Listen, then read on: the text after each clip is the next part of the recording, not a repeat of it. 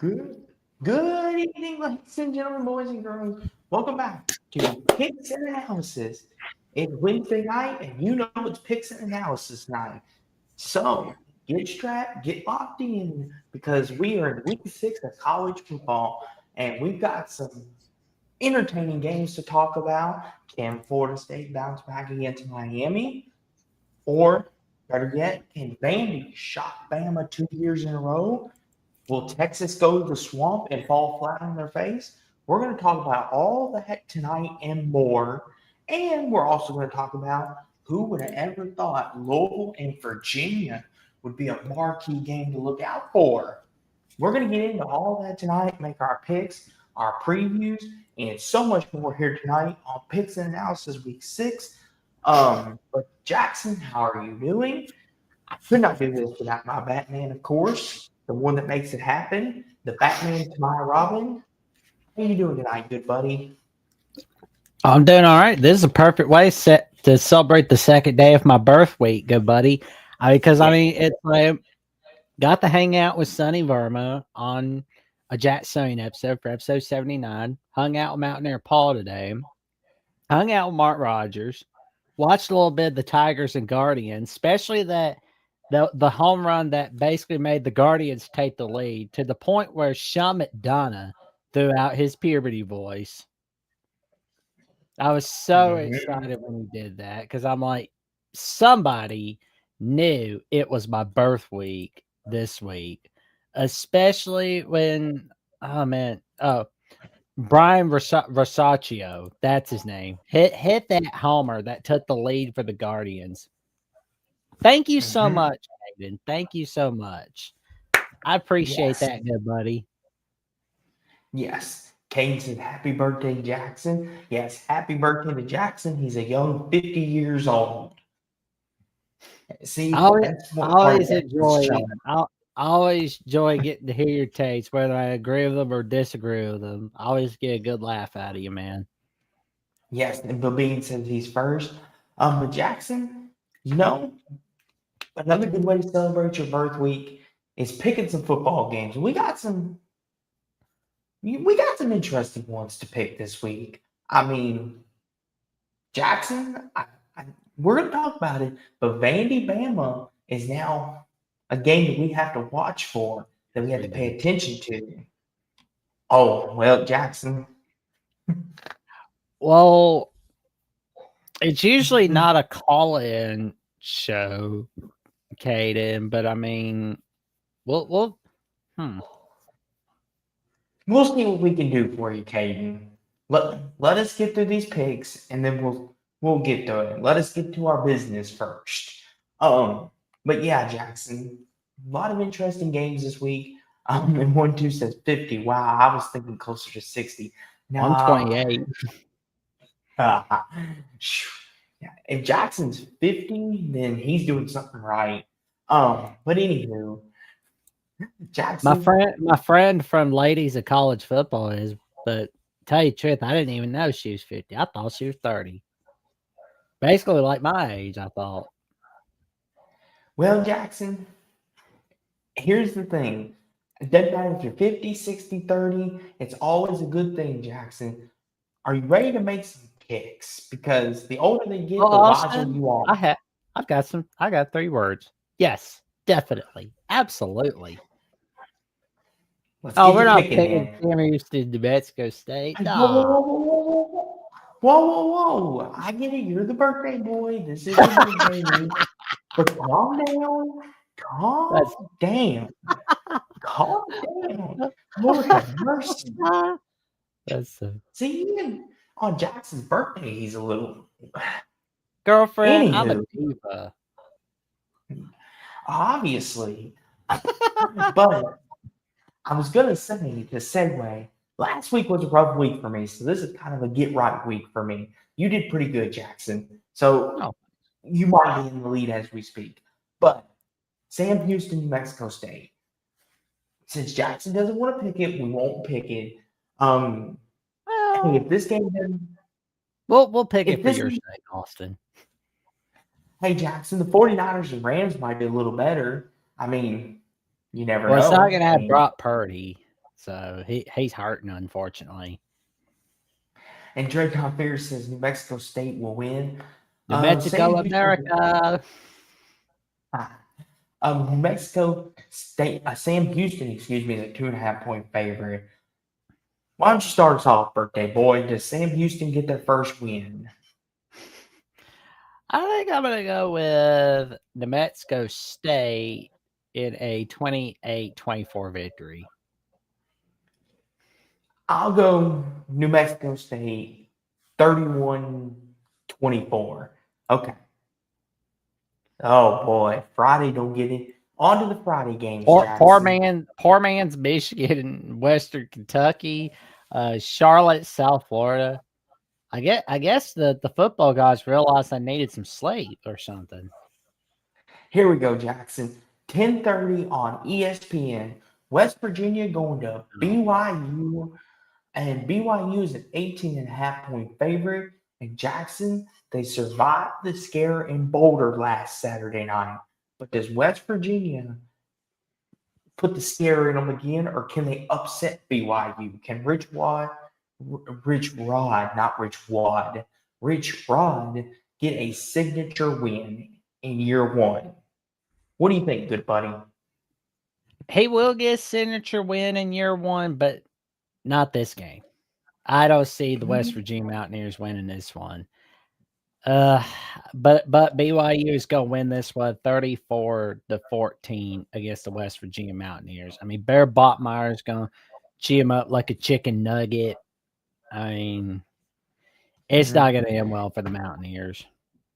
And 1-2 says, don't sleep on BYU. Listen, BYU showed me quite a bit last week against Colorado. They're 18.5-point favorites at home. Do I think West Virginia has a chance? Yes, because it's the Big 12. Anybody can beat anybody in the conference. It's been proven.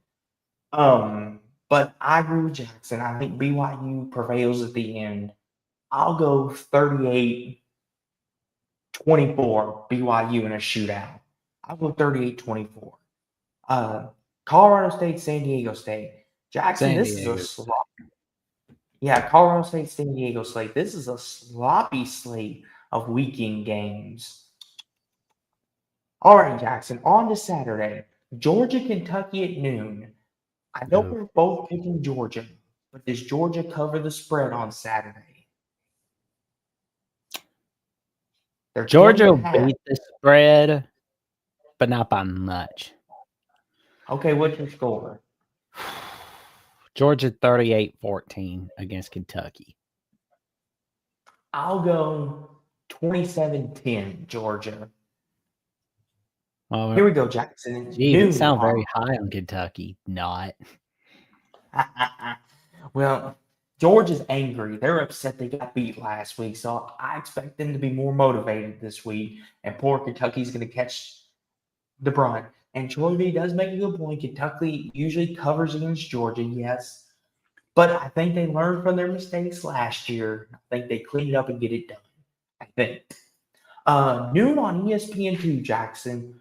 Iowa State going to Cincinnati. And Jackson, we have an upset alert according to Vegas on our hands.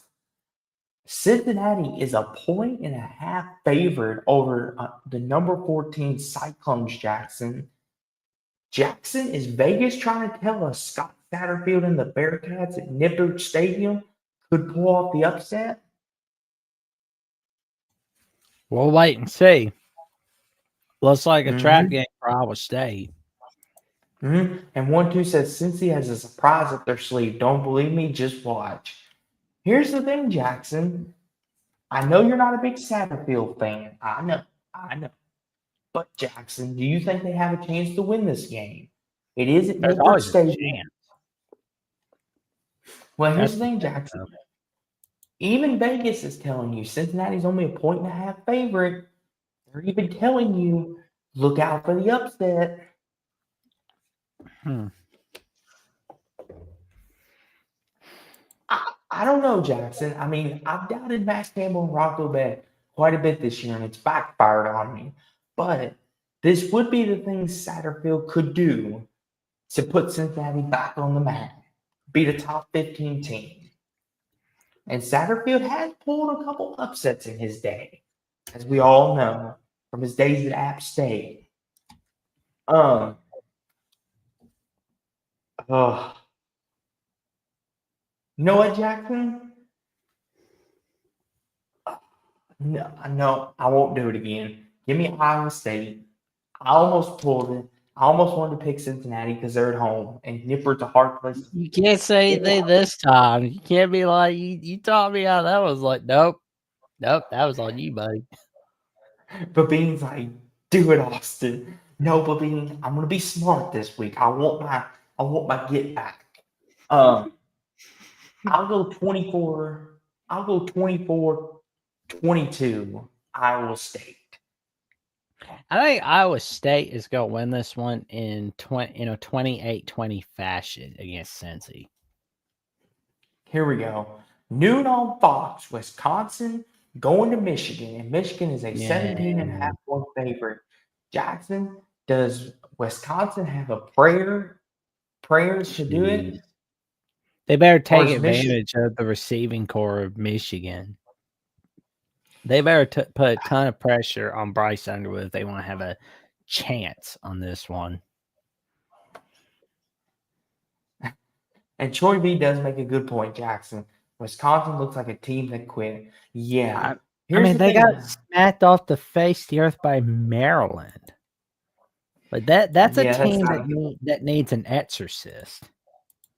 1-2 says 22 is an unusual score. But Eeyore is happier than Wisconsin, and Eeyore has a nail up his butt. Here's the thing, Jackson. Will Luke Fickell, if they get blown out, will Luke Fickell get fired? I don't think this will be the game if he does get if they lose to Iowa. Yeah. Here's the thing, though, Jackson. Why is this the big noon game? Why are we subjected to this? The Big Ten slate sucks. I mean, for God's sakes, they have Penn State, UCLA on CBS. And if I were the decision maker, I'd have put Nebraska, Michigan State on CBS instead of that pile of crap game. UCLA should not be anywhere near a freaking TV set. But that's another time for another day. Yes, we'll get to that game in a minute. But as for Wisconsin, Michigan, you're right, Jackson. I mean, Wisconsin's looked bad.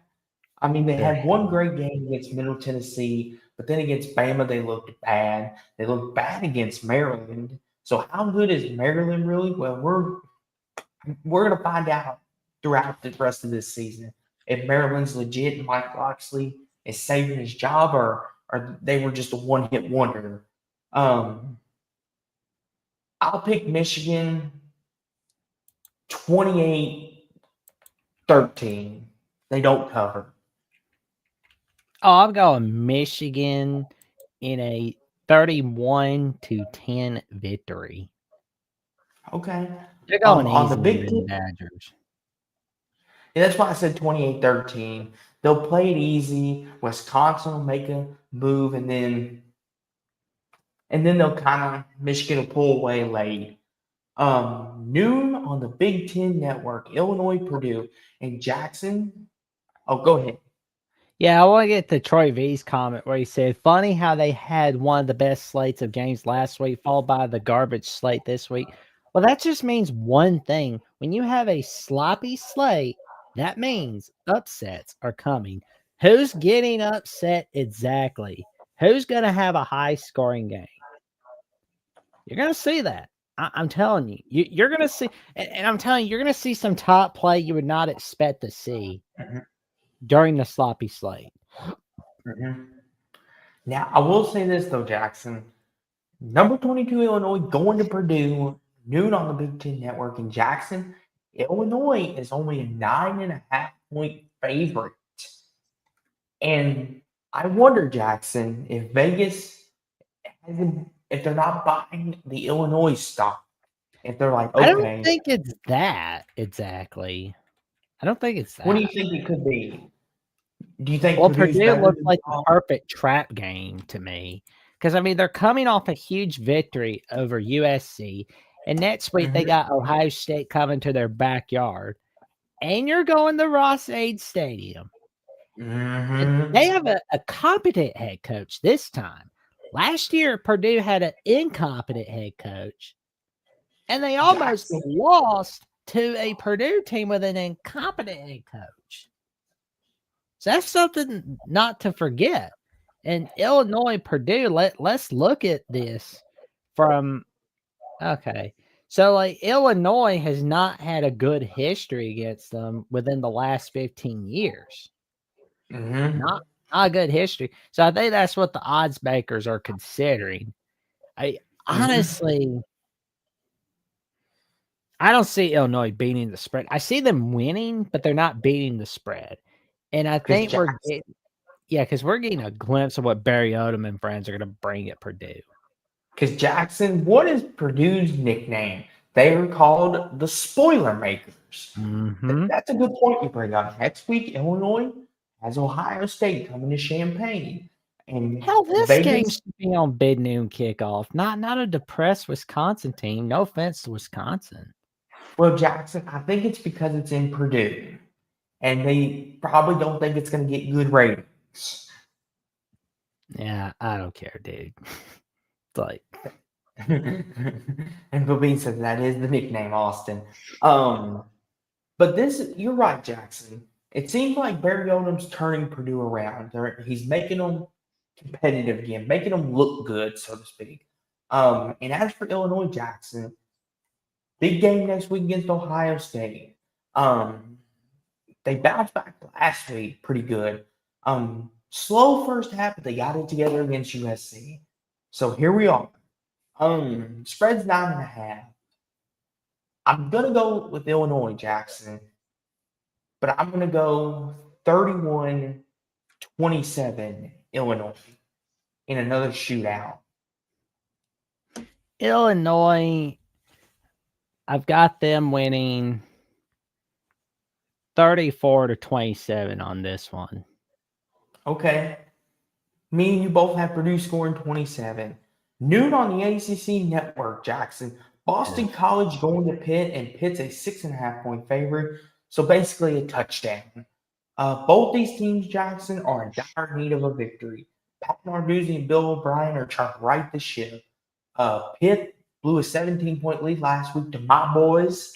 And BC coming off a loss to Cal and a heartbreaker to Michigan State in overtime on Saturday night in NBC. Both these teams, Jackson, need this to get right. Does Pitt bounce back at home, or does BC find a way to win? I think Pitt bounces back at home in a 28-20 victory. I'll take Pitt at home 23-21 Pitt. 23-21 Pitt.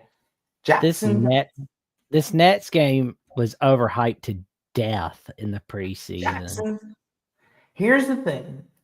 If you would have told me, yes, Steve, I picked Pitt. Listen here, Babine, real fast, Jack. You don't get to make that decision, okay? Babine, you don't get to make that choice.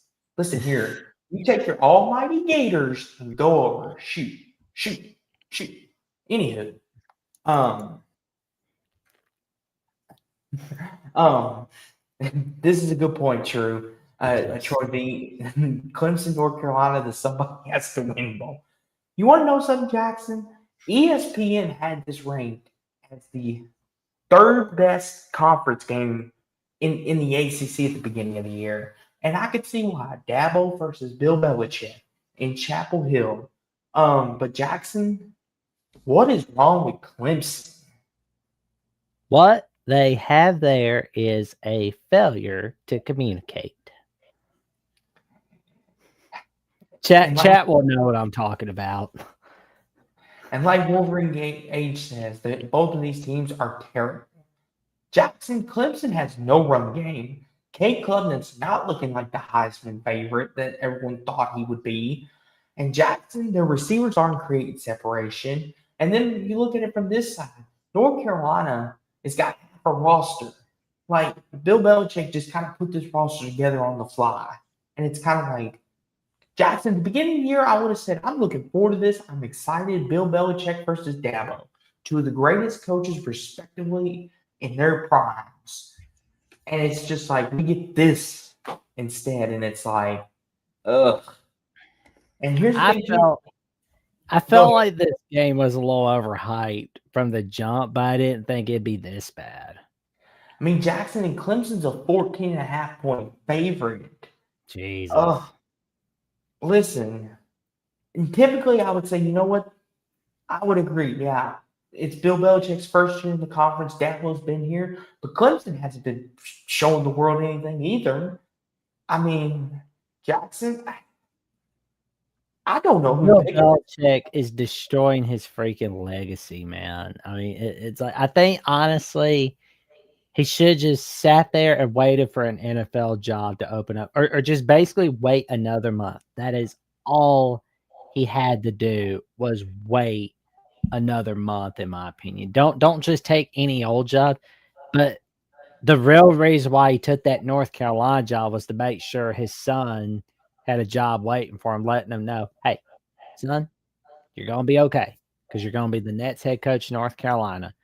Kind of set something up like Bruce Pearl did with his son for Auburn. And And Clemson, this says it all right here, Jackson from Levine. He said Cade Klubnik is being paid $3 million for mediocrity. And listen, we could sit here both armchair quarterback and say it's all his fault. He's been terrible, but he's got no run game. Their old line can't block, and they have no yeah, receiving game. And you want to know what? You want to know why? It's because Dabo won't go in the portal, and I get it. I respect he's a Dabo. cranky ass old man, and it's biting him. I Here's mean, the thing, Jackson. I get it. He believes it should be a certain way, but here's the problem. In They're not excuses, Steve. I promise you, there are no excuses here. I'm just calling it how it is. Clemson's bad. They're bad. Me and Jackson are both acknowledging that. But the reason why they are bad, Steve, is because Dabo is stuck in his ways. That's it. Like if he would be stuck in his way and go in the portal and get some of these players, Clemson could be a national championship contender still. Like seriously. Like people act like Clemson, the reason why they're in the state they are is because Dabo won't go in the portal. And he believes he's set in his ways. This is how it's going to be, and this is how we're going to do it. Like a couple years ago, we were. this mirror, like to me, like the last from 2021 to right now, this reminds me of the last half of the Bobby Bowden era at Florida State from 2001 to 2009. It had a terrible end, and it just looks eerily similar to me. And Here's the here's the thing. Thing two, Steve says was stuck last year and made the playoffs. Here's the thing, Steve, and I'm not discrediting any of that, but sometimes you get lucky and catch breaks. But do you realize how bad Clemson is? Well, like that's the thing. Like they made the playoffs, yes, but it wasn't because they were dominant like they were. Just like I remember the days when Trevor Lawrence smacked Nick Saban's Alabama and then spit on the grave and walked over it again and said, "Is that the best you got?" And no one does that to Nick Saban. Ask that man down there. Nick Saban does not take that disrespect lightly. But no. and with Trevor Lawrence and company, it didn't matter because they kicked him in the butt and Saban knew it. They chewed us up like a chicken nugget, and that's stuff you usually don't do to a Nick Saban team. But That's now that they're this is this is terrible. this is pitiful. Like if Nick Saban was to play this team, it would be 56-3. I'm gonna get indigestion from watching this game, honestly. And Big Bean says my preseason natty pick was Ohio State or Clemson. I feel so stupid. Don't feel bad, Bean. I picked Penn State over There's LSU. always that one team that disappoints us all. I picked Penn State over LSU, Bean. Clemson. Imagine how LSU's feeling right now. Their win over Clemson is getting worse by the minute. Hey, that's my national championship pick you're ragging on. But anyway, Clemson, North Carolina. Somebody's got to win this game, Jackson. Who's it going to be on Saturday? Somebody's got to win. There's no ties. Oh God! Don't say that word. Don't bring back ties. Anyway, Well, the Cowboys tied with the Packers. I don't care. I don't want to hear about ties. They suck. They're the world's worst thing in the world. Somebody's got to win this game, Jackson. Might as well be North Carolina. It's got to be a 21-17 victory. Whoa, Jackson picking Carolina. Clemson sucks, man. Like they suck. But North Carolina, they suck like donkey crap. Jackson, but North Carolina doesn't look that good either. I love Bill Belichick, but they look like donkey too. They have half a pulse more than that Clemson team. That Clemson team is crap. That they look like hell. I mean, my God, I know. Jackson, I'm picking Clemson. I'm gonna go Clemson. Well, one of us is gonna be disappointed in this one anyway. I'm just like, I'm gonna go Clemson. 26-17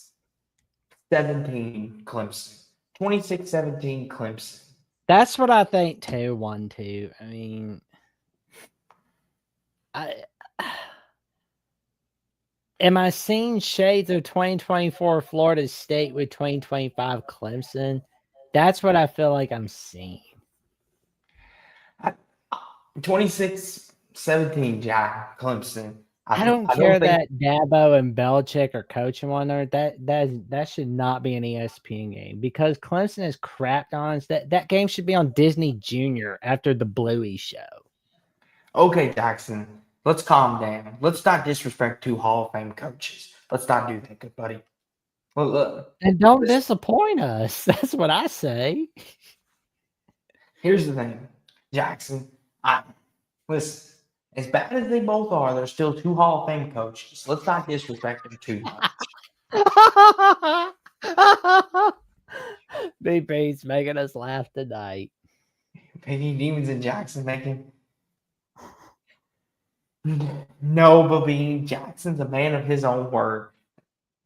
But I got Clemson winning Saturday. Jeez. Noon on ESPN Plus. Kansas State going to Baylor.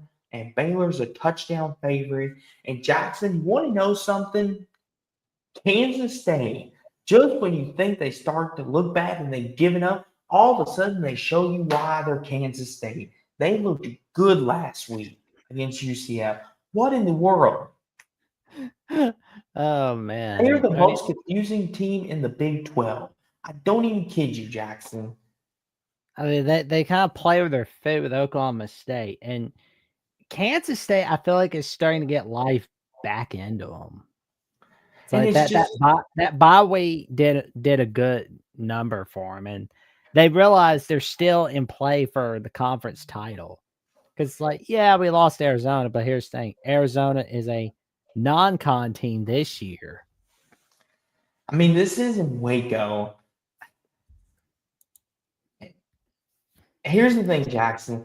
A lot of the chat's saying coin flip, and this is a coin flip because you got Baylor with Sawyer Roberts and company that's like lighting the world on fire but have no defense. But you got Kansas State who's finding rhythm again. And I said as soon as Dylan Edwards got healthy, Kansas State was going to find their way back. And here we are. The Beans picking Baylor. Wolverine Gage is picking Kansas State. The two most confusing teams in the Big 12. I'll let you pick first, Jackson. You know what? I'm gonna go with Kansas State. It's like I said on Locked On West Virginia with Mountaineer Paul. Kansas State is starting to get life back in them, and plus with seeing Dylan Edwards back in action, back in town, I just don't see a world where Baylor's winning this game. I mean, I know it's a home game for Baylor, but you got Sawyer Robinson. That's it. I mean, you almost lost to SMU. You Mm-hmm. lost a tight one to Arizona State. Mm-hmm. I don't see Baylor being in contention for a conference title for the Big 12, but we'll wait and see. I'm going to go with Kansas State in a 31-24 fashion. You know what, Jackson? Give me Kansas State as well. I think I think they're starting to hit stride. They're starting to put it back together slowly but surely. 30-27, Kansas State in a shootout in Waco. Air Force Navy. Navy's a 12.5-point Okay, favorite. that's a good one. We get to see Navy Air Force on CBS. I'm going to be honest. I'm going to enjoy watching this game.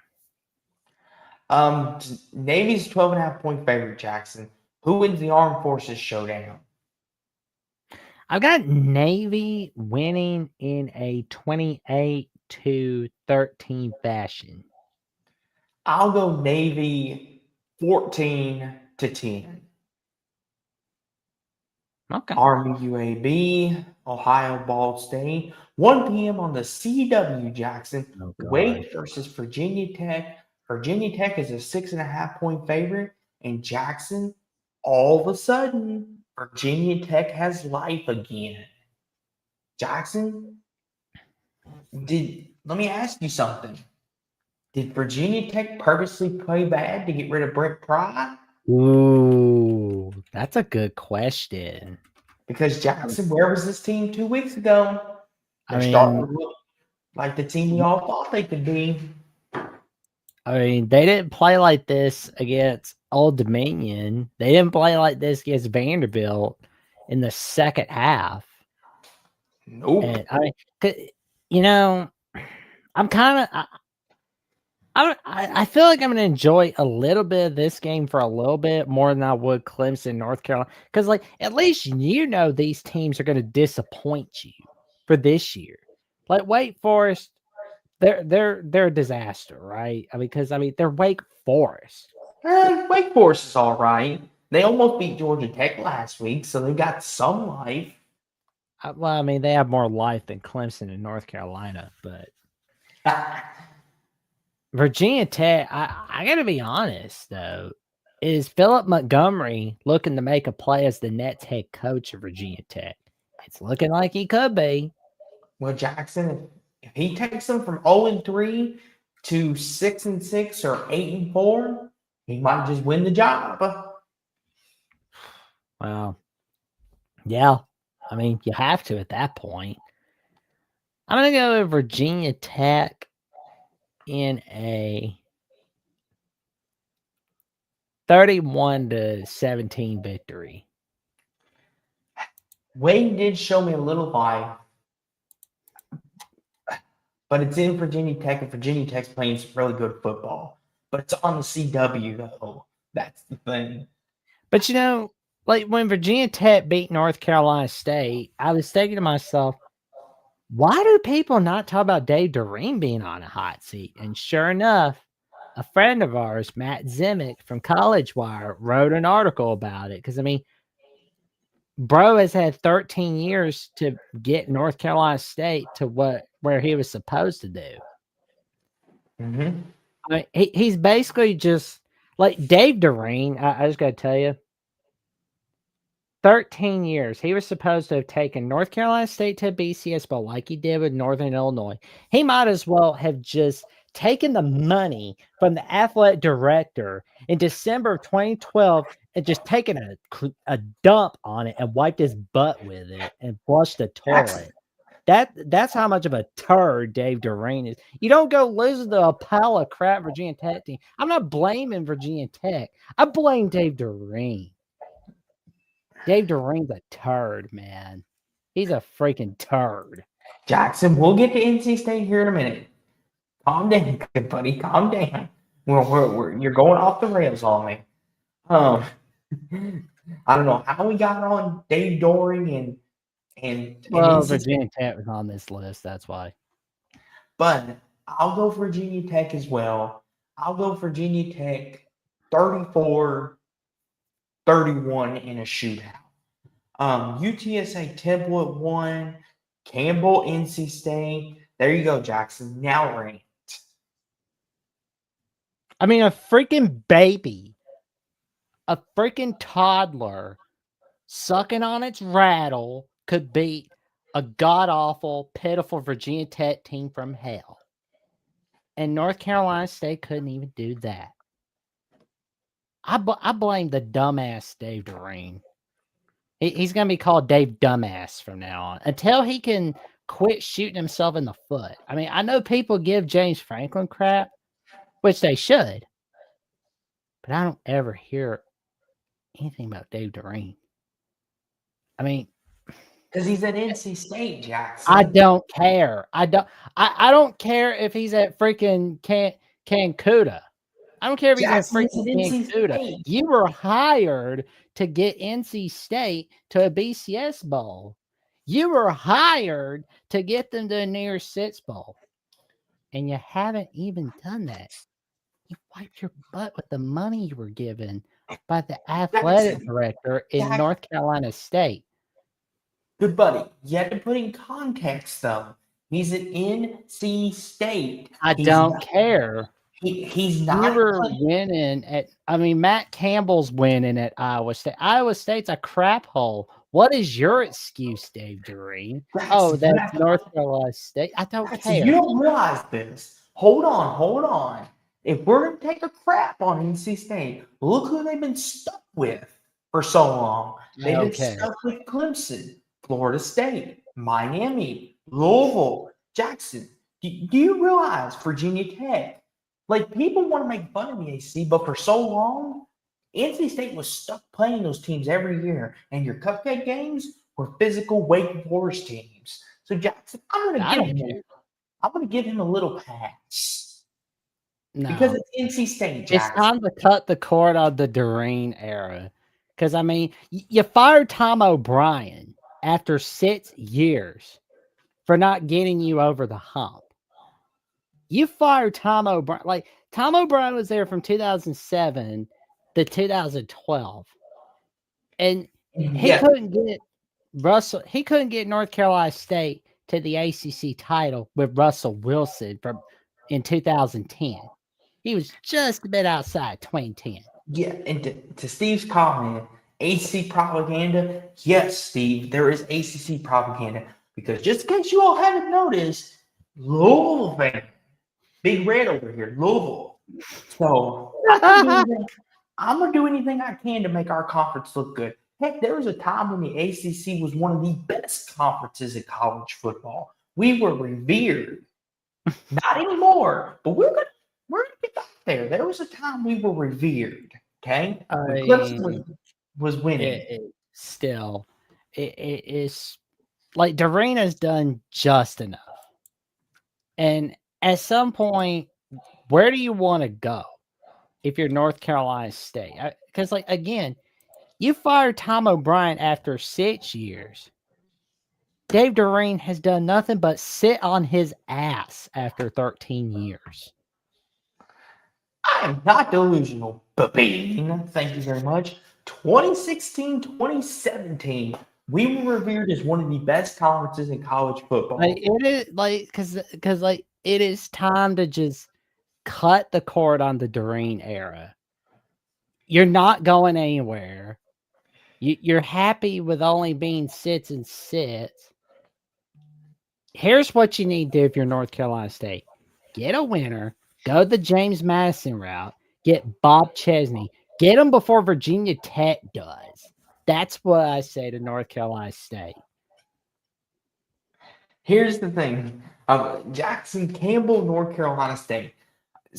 I guess since you're done ranting, we can move on. Western you suck, Campbell. All right. 3 p.m. Jackson on TNT, True TV, and HBO Max. Oklahoma State going to the desert to play Arizona. Arizona is a 20.5-point favorite. Jackson, does Oklahoma have a chance to go to the desert and win, or does Arizona cover the spread? Arizona's going to win. Well, Arizona's going to win 34 to Now, keep in mind, before you say 17. that, they did give Baylor a bit of a game last week. I don't care. I don't care, dude. Arizona's going to win this one. Timothy Green says Oklahoma State will beat Arizona State straight up. I hope Macham's getting them rolling, but I think Oklahoma State's they're just kind of cutting the cord on 2025 and focusing on 2026. That's not true. I don't hate the U. I don't hate NC State. I just can't stand Dave Doreen. But And as for this, UCLA, as for them, I can't stand hold on. the Board of Regents. Hold on, Jackson. Save that rant because we're getting to UCLA here in just a second. Give me Arizona 29-14. I think Oklahoma covers. Here we go, Jackson. 3:30 on CBS. Number 7 Penn State going to UCLA. And I know we're all picking Penn State. Nobody's going to be bold and pick UCLA. But does Penn State cover the spread? Yes, they'll beat up UCLA 41-10. I mean, why is what makes Penn State deserving of number 7? They've done nothing. They've done nothing. They pissed it away against Oregon. They've played a crappy non-con schedule. They don't even have the guts to play Pitt on an annual basis. Time out, Jackson. Time out. I don't know 1-2's messing with us or he's being serious. UCLA gets their first win. 1-2, I hope you're messing with us. Please tell me you're messing with us. Please. No, he's serious. Well, he's just kidding. Okay. Whew. But if Penn State was to lose this one, I'm going to raise hell on that game on Saturday night or Sunday. I'm going to go on a venting session. So bear with me if you've done had yours. Why in the blue moon is this the CBS game? Why? Why? What incarnation did we deserve this? What have we done to deserve this punishment? Why? Is it because you love Penn State? That's great. No. Here's why. Do I know why? Let me guess, because LeBron's going to be there? No. The slate sloppy, unfortunately. So they just kind of had to pick somebody.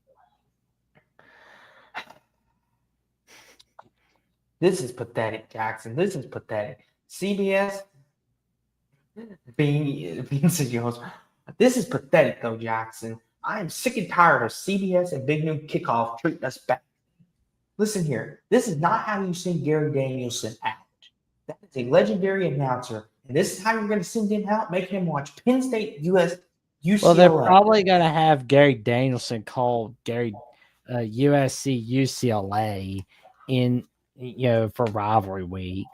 Oh, that's just pitiful. Don't do that. Come on, CBS. I mean, UCLA is a dumpster fire. I mean, it's like good grief. But I do think, oh no, they're gonna. Oh yeah, they had the Big Ten title game on CBS last year. They've got it on Fox this year. Yeah, yeah, and 1-2 we'll get to it. But College Game Day is going to Vandy, Alabama, because Florida State blew it. Which we'll get into all that here in a minute. I personally don't really care where it was going to, but I figured it was going to one of those two games. I mean, they'll probably go to Texas, Oklahoma for week 7. Well, Jackson, you might want to care because Nick Saban's now there, and he might say something that you need to report on your Alabama, the Voice of College Football channel. There you go. Selfless promotion. But yeah, appreciate I'll go Penn State 38-14. Well, and Timothy Green said, "Thank you, Jackson Johnson, for telling it how it is about Penn State. Penn State did cut corners more than any team I've ever seen." Yeah, 100%. It's like I am always going to give Penn State hell for not playing Pitt on an annual basis. I mean, I know it's like, where do we benefit? Where that's a reasonable argument, but it's just I'm still going to give them hell for not playing Pitt every year. That's Jackson, just how it is. Jackson. Here's why we don't play Pitt. They're unrivaled. They have no rivalries. I really, yeah. It's like people that talk about how they're dating someone that's not their ex boyfriend or ex girlfriend that they're so clearly in love with, but they're just dating whoever just to piss off their ex. That's what Penn State is doing. They're saying, "Look, Ohio States are not rival. Look, Maryland's are not rival. Michigan State, Rutgers, there are not rivals." Like nobody said that, like, did anybody in 1993 sit there and go, "Oh, great, I'm gonna get drunk with my boys and watch Penn State, Michigan State"? Said nobody ever. They said, "Let's get drunk and watch Dan Marino and Todd Blackledge in 1981, Penn State, Pittsburgh." That's what they said. Jackson, you are one of the greatest people I've ever met. Oh my gosh. Only you could take a college football thing and turn it into a real life scenario. But Well, I will say this though, Jackson. I mean, according to James Franklin, they're on rivalry. Um, but here we go. 3:30 on ESPN. Number 9 Texas going to the swamp to play the Gators of Florida. And yeah. Texas, Jackson, is only a 6.5 point favorite. So even the This odds looks makers are legit. telling you, well, Jackson, it is in the swamp, and Florida's defense plays some really good football.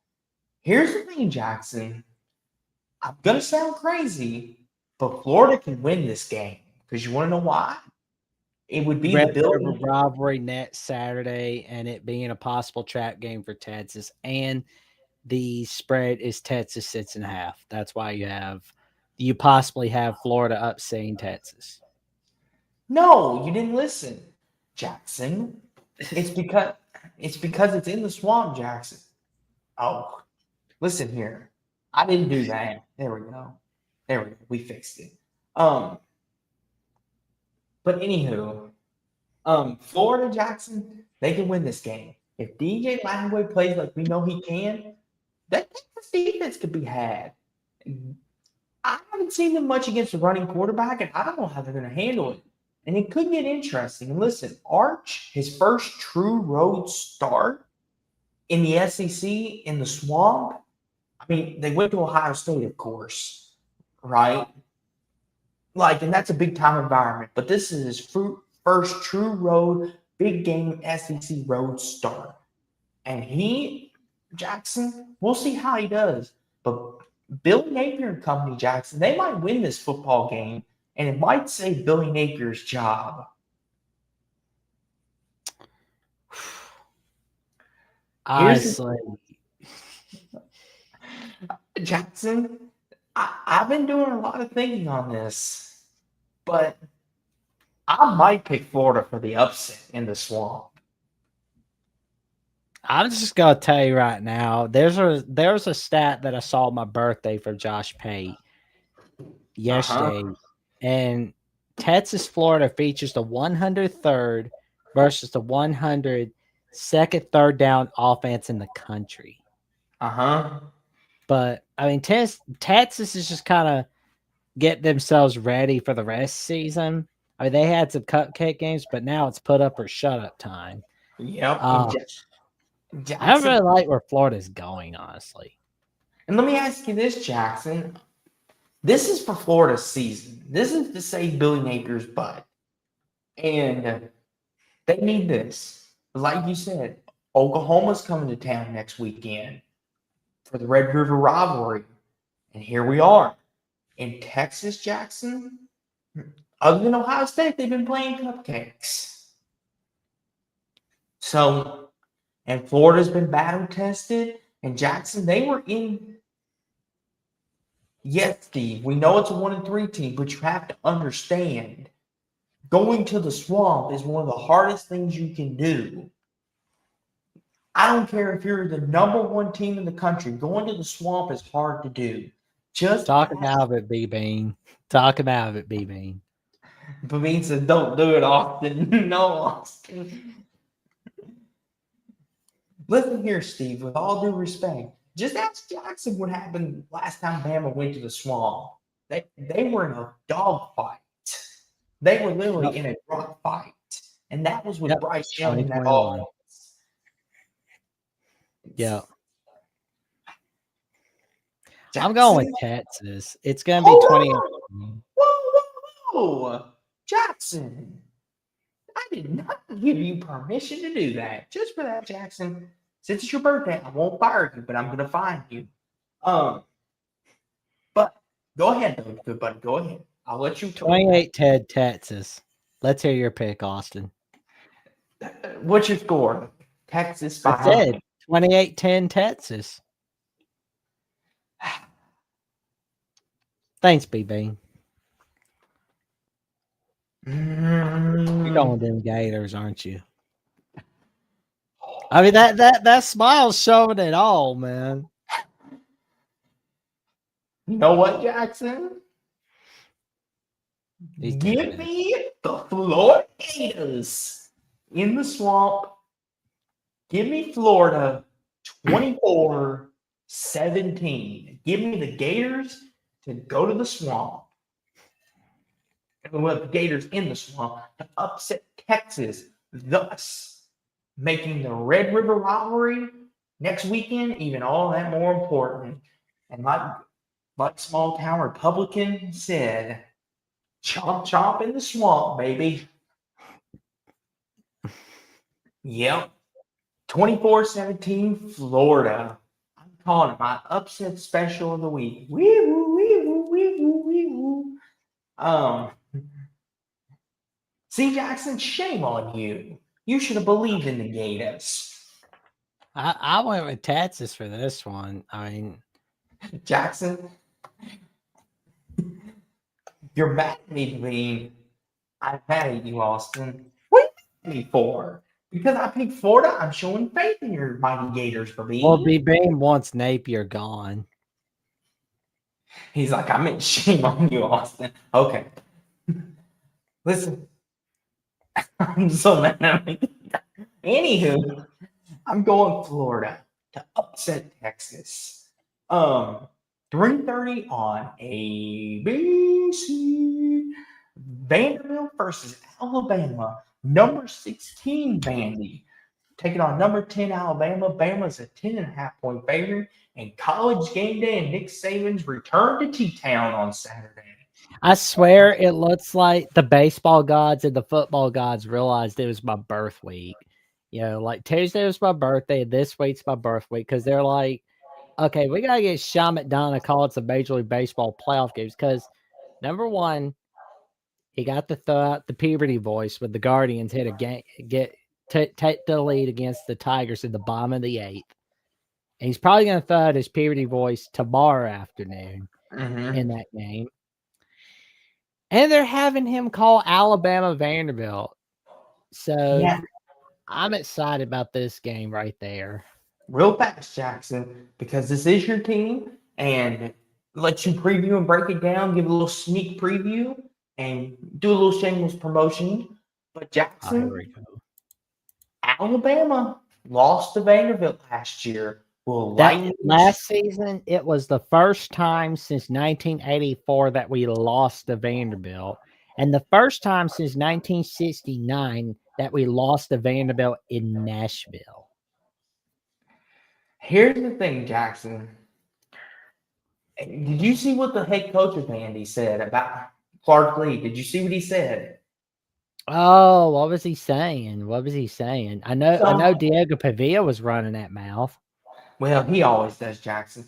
But before you get into your breakdown, because this is your team, the reporter basically asked him about the history of Bama Vandy, and he was like, basically responded with, "We're making our own history here. We're 1-0 against Alabama. That's all that counts." And I'm like, Ooh, okay. I'm like, he's not acknowledging the past history. I like it. He's starting fresh. He's turning the page. And like, Jackson, do you find that disrespectful that he's not acknowledging your all's history, or do you find it good that he's not worried about the past? He's worried about. I think it's good. Like, he's doing a great thing for his team, honestly. And that kind of stuff right there is going to make teams with bigger piles of money and, want him to be their next head coach. Because they want that. They want that energy. I mean, like Clark Lee. I mean, you talk about the great job James Franklin did at Vanderbilt. Looking at the job that Clark Lee is doing at Vandy, like my God. I mean, because it was like Derek Mason. When Derek Mason was there, they were trying so hard to stay relevant that they had like Sarah Fuller be the kicker. They were just like awing over her bad kick. But then Clark Lee takes over the town, and they just build brick by brick, fence by fence. And he's got those boys rocking and rolling. I mean, like last year, the 4th season, the 7-6 victory, the 7-6 year they had, like especially that victory over Alabama, that was a turning point right there. And the fact that another great thing that he's got Jerry Kill on his coaching staff. You know how much of a game changer that is? That is huge. I mean, you got him as a consultant. That's always going to help right there. I mean, like Clark Lee knows what he's doing. I like what he's doing at Vandy right now. I would not be surprised, win or lose, this team winds up being a 9-3 team. But as for the Alabama Crimson, but we'll get to Vandy though. Like we look back earlier this season. I mean, like the second half against Virginia Tech, they were trailing going into halftime, 20-10. But you know what happens? They score 34 unanswered points in Blacksburg, where it's supposed to be scary as hell for the Vanderbilt Commodores. And then you got South Carolina. You go on the road to Columbia. And what happens next is unbelievable. You smack them off the face of the earth in the second, third, and fourth quarter. You get revenge against Georgia State, basically putting them in their place. You play with your food a little bit against Utah State. But I can tell you right now, it is a wild ride with what this team is bringing. I mean, Eli Stowers, I mean, he's a great pass catcher for Vanderbilt. I mean, he may not be a Brock Bowers, but he is a hell of a guy right there. Oh, man. Well, there was one guy that I saw that was doing well in the SEC for Vandy this year. Let me take a look at him right quick. In Jackson, I want to say this. Cedric Alexander, the running back for Vandy, he's really good too. I think he's going to be somebody, if they're going to win this football game on Saturday, there's somebody Bama's going to have to slow down because he did a number to South Carolina. And like Small Town Republican says in the chat here, Vandy's offense can grind the clock once they get a lead. Smart football. And that's the thing too, Jackson.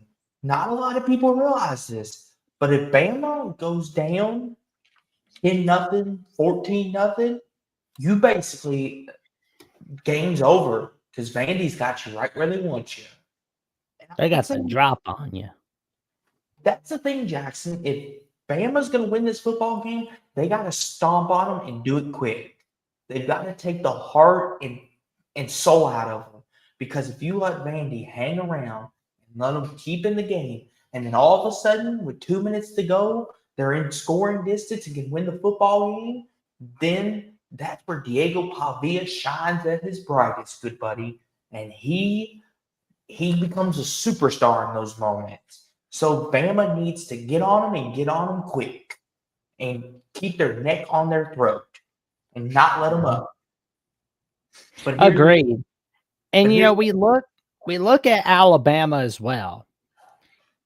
Ty Simpson, all the doubters after week 1, they threw the baby out with the bathwater on him, saying he was no good. They were saying he shouldn't even be the quarterback. It's time to give it to Keelan Russell. Wait a minute. Let's see how he does weeks 2 and 3. And then weeks 5 against Georgia. What does he do? He puts up video game numbers. And on 3rd and 8 in the first quarter, when he made that run for the first down, he didn't go against his instincts. He was making top-notch passing plays, making great passes all over the place. Ty Simpson's not a guy you want to mess with. And, the defense, unfortunately, has been rattled with injuries. Ja Lathium, out for the year. Qua, out. James Smith, out for the first half for targeting. It's a big blow to the Alabama Crimson Tide that some of their defensive guys are out for this game.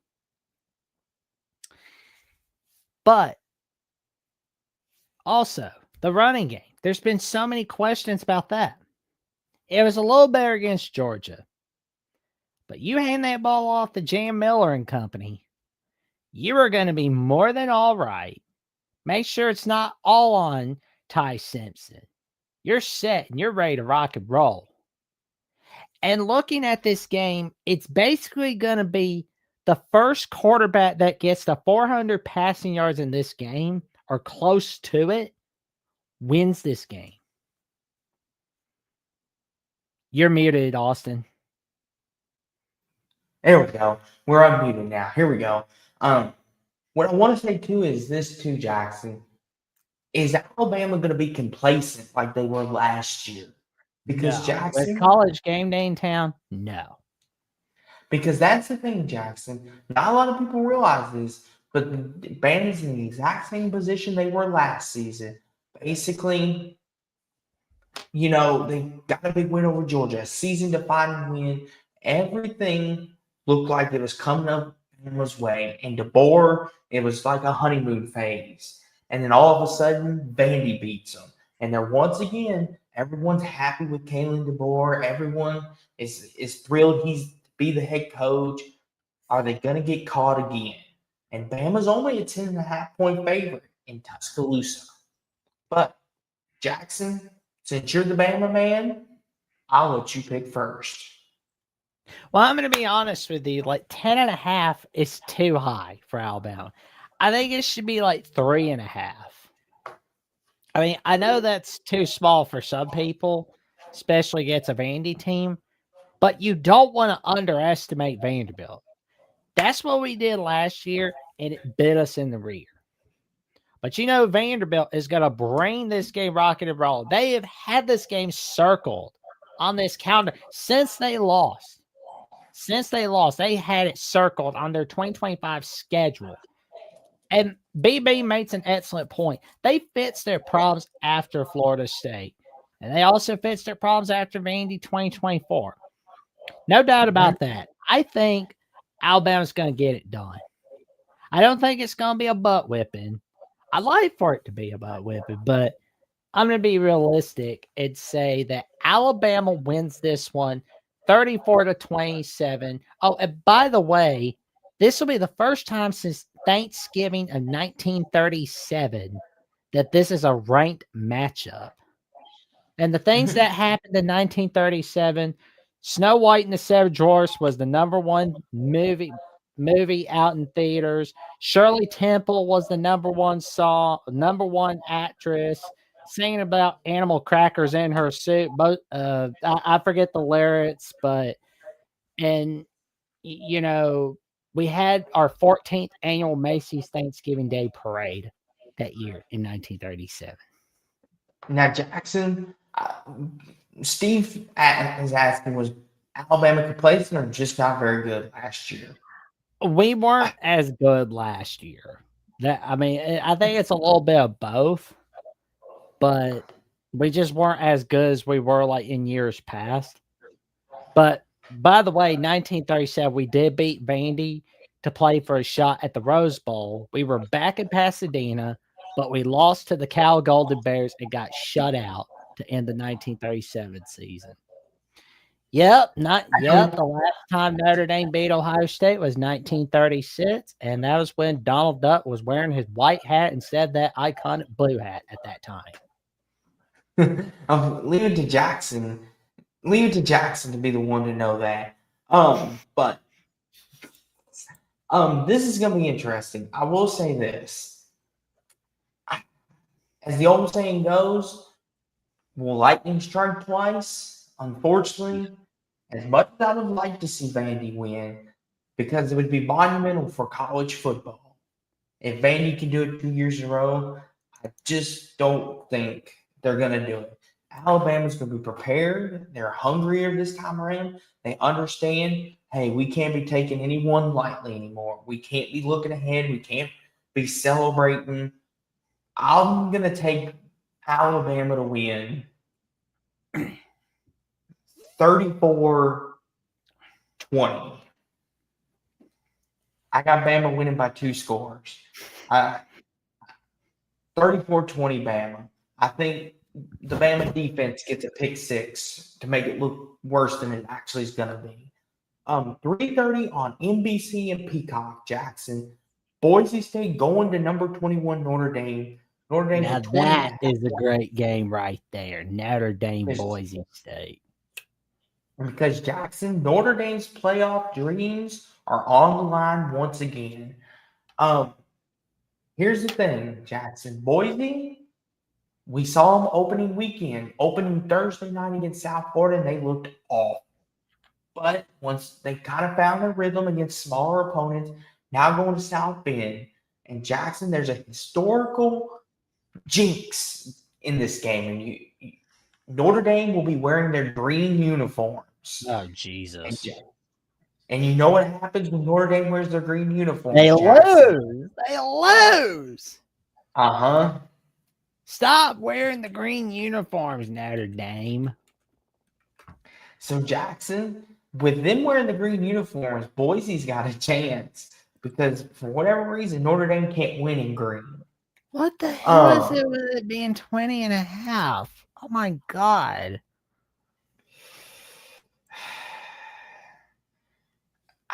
Jackson, I'm going to pick Notre Dame to win this football game and keep their postseason hopes alive, but I'm not confident in it. I'm going to go 28.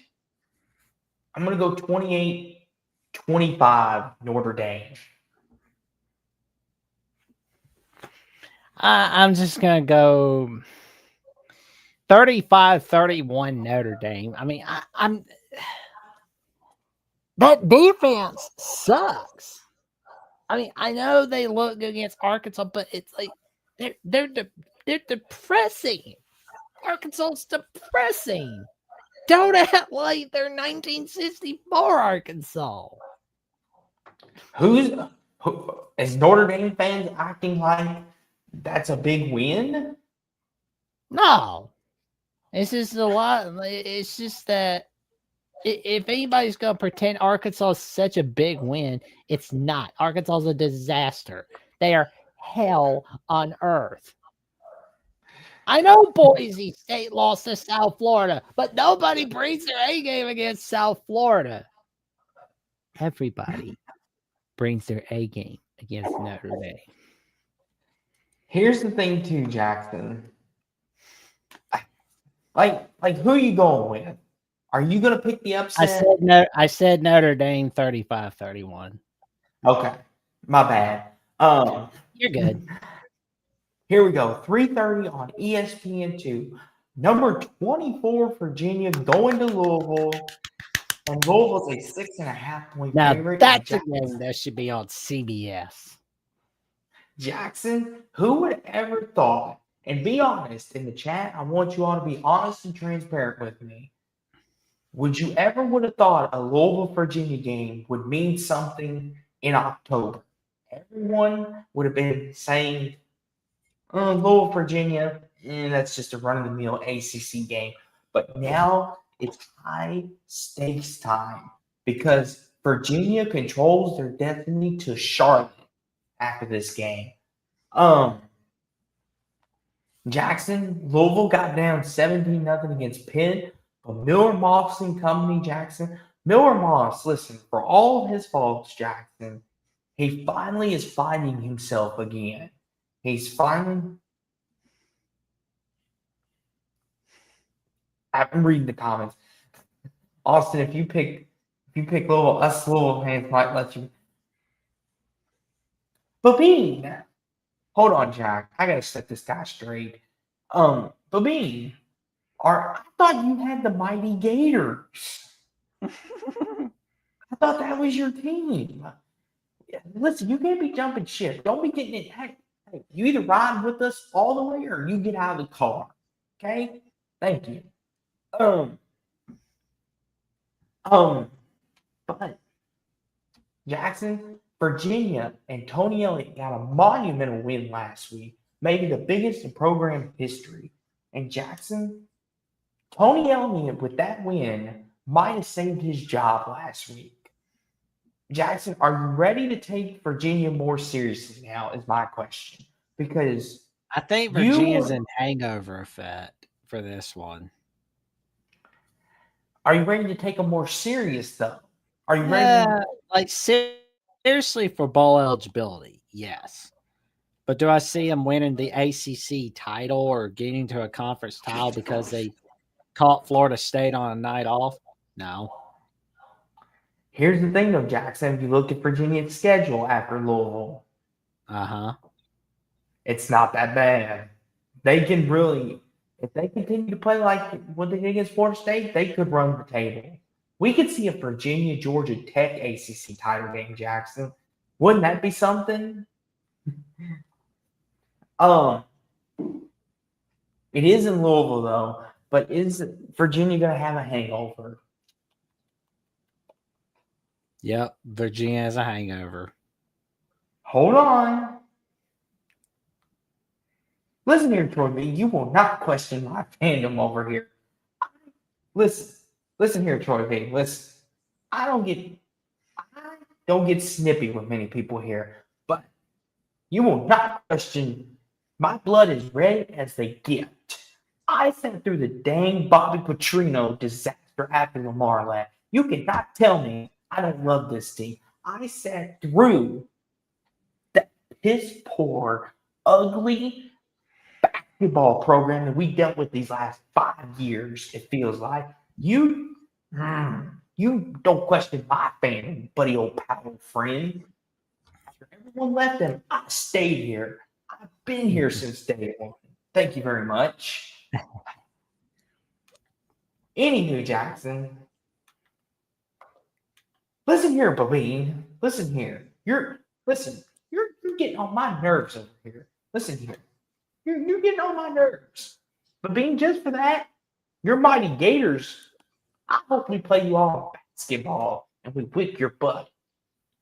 Like, I think Florida's got something to say about that, man. That's okay, though. Anywho, they got me riled up, Jackson. But we love you for it, man.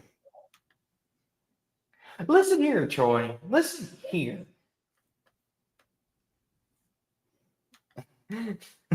Dave here says, do you blame that on your parents for a crappy team? Let's go back to picking Virginia level. Hold on, Jackson. Hold on. I'm not done with these people yet. I know. Hold on, good buddy. I know it's your birthday. I'm going to say this. Do you blame that on your parents or do you take personal responsibility for picking a crappy team? Listen, nobody in my household likes Louisville. That's the thing. There's only one person that was ever a Louisville fan, and that was my stepdad's ex-wife. She's the reason why I'm a Louisville fan. So that's all on me. I take responsibility for picking a quote-unquote crappy team. But I always love Louisville. We can never win another game again. Doesn't matter. I'm still going to love Louisville. That's all that counts in my book. So I take responsibility for that. And I still love Louisville. All right. I'm going to look away now. Them ugly people. There you go. Deep breaths. Deep breaths. Anywho, Virginia, Louisville. Will they have a hangover? Who knows, Jackson? Maybe Virginia builds on this momentum. I don't know.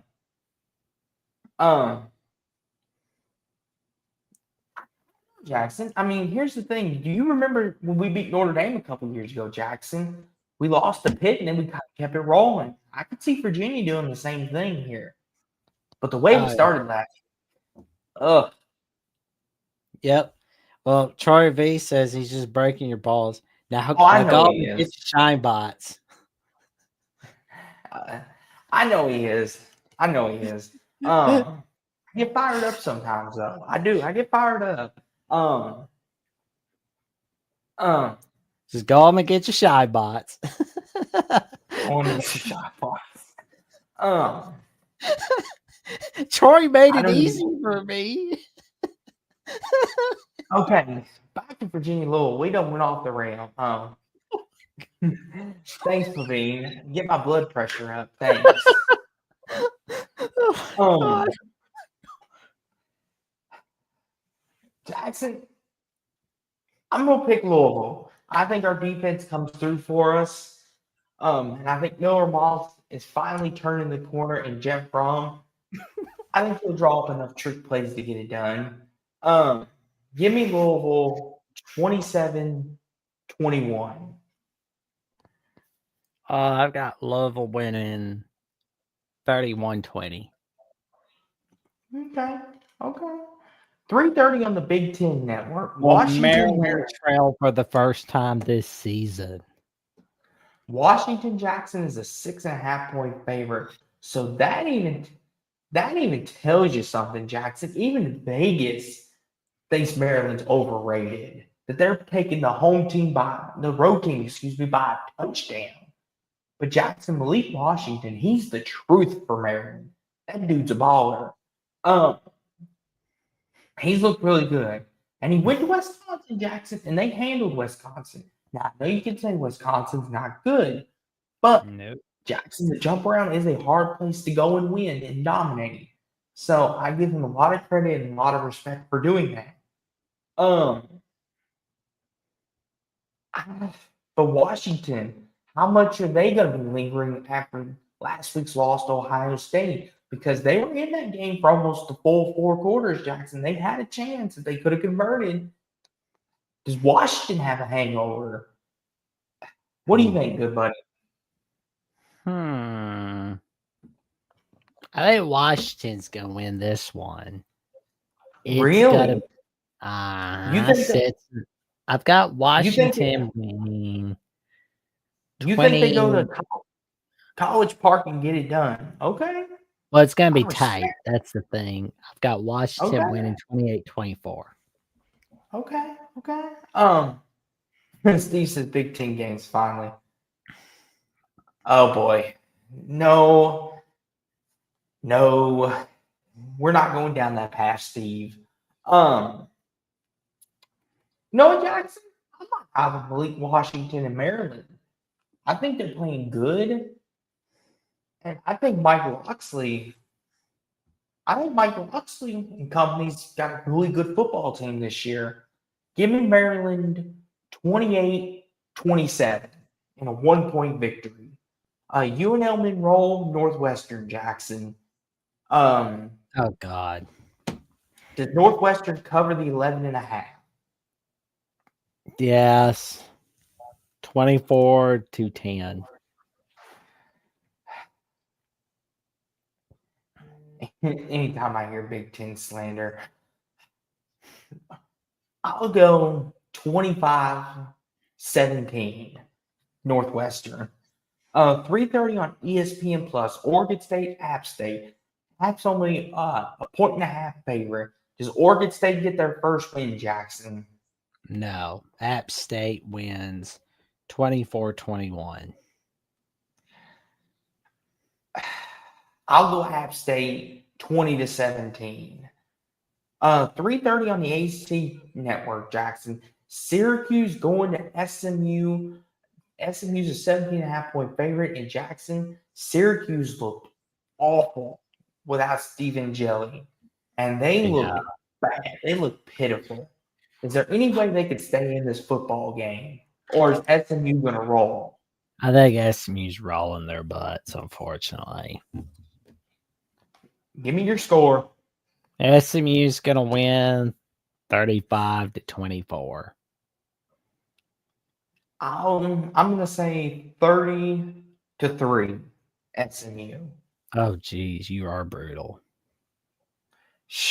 They look bad, Jackson. FIU, UConn, James Madison, Georgia State, Central Michigan. And okay, this is kind of a sloppy slate. 4 p.m. on the SEC Network, Kent State going to Oklahoma. And Jackson, does Oklahoma cover the spread without John Mateer? It's 45.5. Does Michael Hawkins shine in his debut? No, I think Oklahoma wins 42 to nothing. I'm going to say 37-13, Oklahoma. Here we go, Jackson. 4 p.m. Oh, you're charitable, man. You're giving Kent State 2 touchdowns. I think Michael Hawkins, Jackson, I think he's going to turn the ball over a couple times. I don't trust him. But you got to remember, though, he's got Ben Arbuckle as his offensive coordinator now. Jackson, you can have the best offensive coordinator and still look bad. There's no guy named Joe John last year. Of course they were going to suck. Like, you had some guy named Joe John or Joe Jack, whatever the hell he called himself. He's out. He sucked. No offense, State, Rough Rider. No offense, Rough Rider. Yes, Babine, the Oklahoma defense is down. That's why I said 13. I didn't get too crazy. I think over fake Mahomes. Jackson, Nebraska's an 11.5-point favorite. Jackson, I get the feeling that Matt Rule might have a letdown in this game after coming off a heartbreaking loss to Michigan. I kind of feel like I know they had a bye week and Michigan State had a bye week as well. But I just feel like, Jackson, Nebraska is gonna Nebraska. I think they put all their eggs into the Michigan game, and I feel like they're heartbroken and they're kind of lost. I think Michigan State, Jackson, I feel like they got something to prove. And Troy B and Steve's even picking Michigan State, Jackson. Give me a reason why I should trust Nebraska. Give me a reason why I should pick Matt Rule in this game, other than they're at home. I think Dylan Raiola can really get that job done. And Michigan State is 112th in the nation in passes allowed. Let me look at it again. It was a stat that I saw. Michigan. There it is. The pass defense is disastrous for Michigan State. So they're going to get chewed up. But here's the thing, though, Jackson. Even Timothy Green's picking Michigan State, Jackson. I'm sorry, Jackson, but I think the Nebraska hype's dead. No, they're not. Don't vote. If they lose that one, then okay, I'll give you that one. I will give you But that Jackson, one. everyone's kind of with me on that one. They're all kind of picking Michigan State. Nebraska lost a lot of our faith, Jackson. I'm sorry, good buddy, but Nebraska's just mediocre. And that's all they're ever going to be. It's just mediocre. That's because of negative energy, man. I mean, it's that's because of negative energy. They got positive energy from Matt Rule, man. I don't know, Jackson. But it's not like they got Scott Frost. I mean, Michigan State's not going to do a good job against the pass. I think Nebraska wins 28-13 on this one. Wait, Jackson, you were supposed to give me more analysis here. Give me a reason not to pick Michigan State. Help me out here. Well, their defense. Well, Michigan State's defense, good God, it's not that good. It's just terrible, man. I mean, you allowed 40 points against Boston College. You allowed 40 points against Boston College. A team that lost a cow. And Stanford. Is that reason enough? You know what, Jackson? I'm going to join everyone else. I'm going to pick Aiden Childs and Sparty to win this game. I'm sorry. Okay. I can't believe it. All right, man. I'm going with Troy and company on this one. I'm going Michigan State 27-20. I think Michigan State gets it done. Texas State, Arkansas State. Oh, You'll Lord. be sorry. We'll see about that. This looks like a trap game. Texas Tech, Houston. For Texas Tech. Hold on. Here we go. Number 11, Texas Tech, going to Houston. Jackson, 2 undefeated teams. And Texas Tech is a 10.5 point favorite. Oh, Jackson, this is not a good thing. Read that. Oh, man. I don't think I'm on that candidates list. Like for when Feinbaum does go into politics. I mean, that's not what he's referring to. I don't think. Yeah, you're trying to plead your case to people, and we're not buying it. I mean, I'm not trashing Florida State all the time like Feinbaum is. Not yet. Not yet. Well, that's well, yeah. I live in Bama, Dave. Well, Jackson, you got to think you need Florida State to win because then it makes Bama look good. So you wouldn't trash. Agreed. That's why I think. Well, we'll definitely get to Florida State. I can't wait to get to that game. We'll get to that in a minute. We'll get to that. Texas Tech, Houston, Jackson. Willie Fritz got Houston looking good, Jackson. They look like they have a pulse again, but they played a tight one with Oregon State. Texas Tech has had 2 weeks, but Brendan Morton is questionable for this game as of right now. And Joey McGuire, he said it's a 50-50 decision, game time decision. Texas Tech, Jackson, they look really good. They look like the class of the Big 12, along with Iowa State. But some tells me, Jackson, the Cougars are out to prove that they can win and that they are legit, that they are for real. But Texas Tech's roster, and Brendan Morton's out, can they overcome that injury? What do you think, Jackson? Does Tech roll or does they overcame that injury against Utah? And that's true. They did. The defense, you got to give them all the love and the respect in the world. The defense came away and got it done. I mean, like Texas Tech's #1 punt returner, Tristan Gentry, is listed as doubtful. And you got one of your offensive linemen, Zambrano, is questionable. Banks is questionable on defense. And Morton, I mean, he's cleared and practicing with the team. And that's what I'm getting from the Lubbock Avalanche Journal from Nathan Gaze. And Roy Alexander out. Terrian Grant out. Halton Hendricks, no relation to Jimmy Hendricks, out. Probable Terrence Carter, Cash Cleveland, Deanthus Upshaw Jr., and Amir Washington. And Houston, on the other hand, let's look at them. They got some injuries too.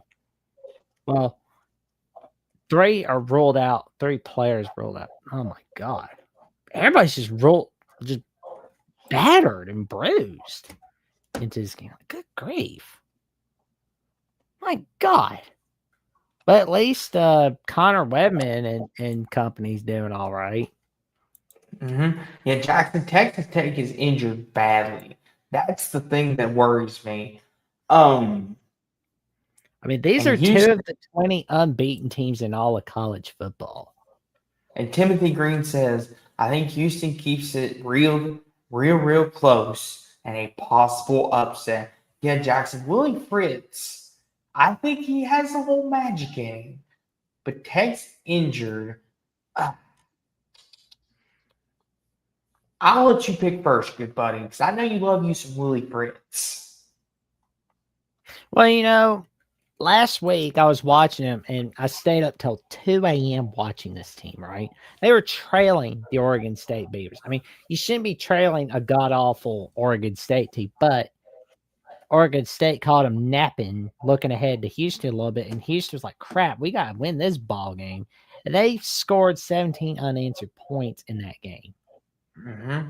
You made that comeback. Connor Wegman, tremendous victory over Oregon State. I mean, I know that's not what you want. That's not how you wanted to beat Oregon State, but whatever. That's the way it went. And it was a good one right there. You got Dean Connors having your back against the Red Raiders. I mean, that's going to be a good one right there. I mean, like, I'm glad that this game is on ESPN. I really am.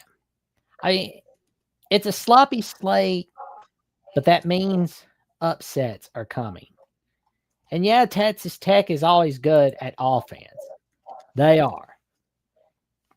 Houston, they've kind of been mid on offense. I mean, they're not like what you consider a great team on offense, but their defense is hella good. So if you put a stop to that Texas Tech offense, you're good. If you make them run the ball, you're good. Mm-hmm. Texas Tech's defense has got better, though. Although, to be fair, it was against Oregon State, Kent State, and Arkansas Pine Bluff, but they did prove themselves against the Utah Utes on Big Noon kickoff. Now, I'm telling you right now, it's like I see the light on Texas Tech, regardless win or lose against this game in this game. I see the light on Joey McGuire now. He's got this going. So Jackson, I'm glad you changed your opinion. And anyone that's watched our shows over the years, Jackson will tell you this, but I have always been a Joey McGuire backer. Jackson could tell you that more than I've been the one that has been saying Joey McGuire is going to get Texas Tech rolling. And Jackson was like, I don't know about that. But, I mean, excuse me. Jackson can attest to that. I like it. I've been on his bandwagon since day one. I really like what he's doing at the University of Texas Tech. But Jackson, I'll let you pick first in this game. I'm gonna go with the upset on this one. I'm gonna go with Houston in a 34-31 overtime victory. Ooh, Jackson. I like it, good buddy. Oh, we have a sloppy week. That means upsets are coming, man. But not everything's going to be an upset. Actually, that's your first upset. I picked the upset. Well, I did pick. Well, North Carolina over Clemson is an upset, technically. That's true. That's true. You know what, Jackson? Am I going to go with you? No. I'm going to pick Texas Tech. I think oil money got Texas Tech rolling, Austin. Listen here, Hummus. I'm trying to give Joey McGuire some credit, okay? Give me Texas Tech in a tight win, 21-17 over Houston. I think you like him. Oh, I made Austin face freeze for a moment. Oh, no. Crud. What the heck happened? Good grief. Oh, my word. Where do we go? Where do we go? Where do we go? Where do we go? Where do we go? We'll be right.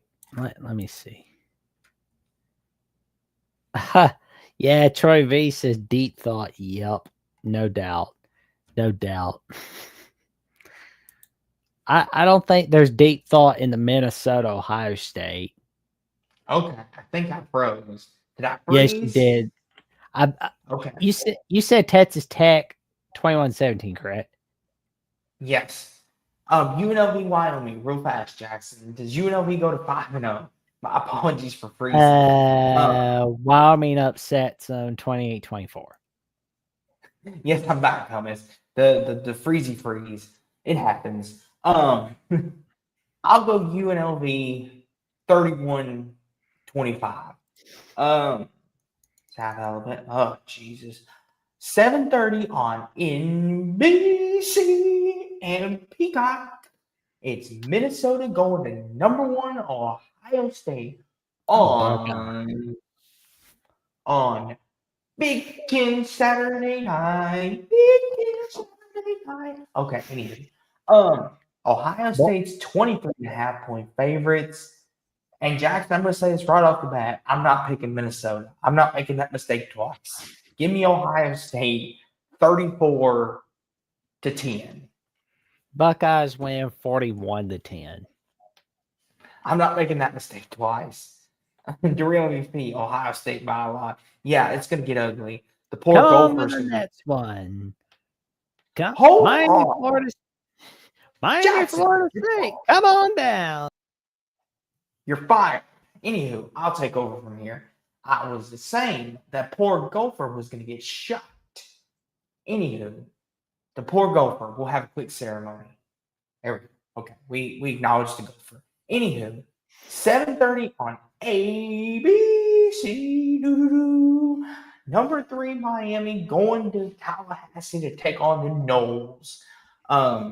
Miami's a 4.5-point favorite, and Jackson, it's a rivalry renewed, and like the title said, will Florida State bounce back versus Miami? We're gonna see, because no. Is this true, Jackson? Are you still waiting on Miami to blow it? No. I actually want to see Miami get their first ACC title since they joined the conference. It's like a parent that's like always disappointed in their kid, that's always like so pissed off they can't even think straight. But deep down, they just want their kid to do well. I just want to see Miami really put their money where their mouth is. That's all, Steve. And I want a Miami Florida State ACC title game rematch. That would be like an early Christmas present to me. Well, Jackson, if Florida State hadn't blew it, you would have gotten it. But guess what? Florida State blew it. Yes, I will. I mean, I'm telling you right now, Thomas Castellanos and Carson Beck are going to be up for a shootout in Tallahassee at Doak Campbell, man. It's going to be rocking and rolling. Here's the thing, though, Jackson. Listen, I like Florida State and I like Miami. They're both two incredibly talented teams. But I do think, Jackson, you think this is going to be a shootout? I think it's going to be the exact opposite. I expect a low-scoring game. I think both defenses are going to be playing some good football on Saturday. I think this is going to come down to whose playmakers makes the plays the best. And you may say this is between Beck and Castellanos. I think this is between Deuce Robinson and Malachi Tony, the receivers. Who's going to show up big for their quarterbacks? They're the two difference makers. And I think, Jackson, this is a classic game. And I think there is going to be a lot of hatred, obviously, for this game. But I feel like, Jackson, the U's been riding the way. Florida State kind of was flying too close to the sun, as they would say. And here we are. They kind of needed that game to bring them back down to earth just a little bit.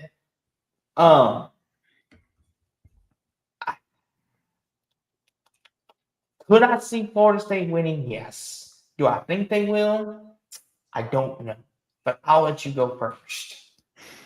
I think that was a no from Austin. He's just being nice about it.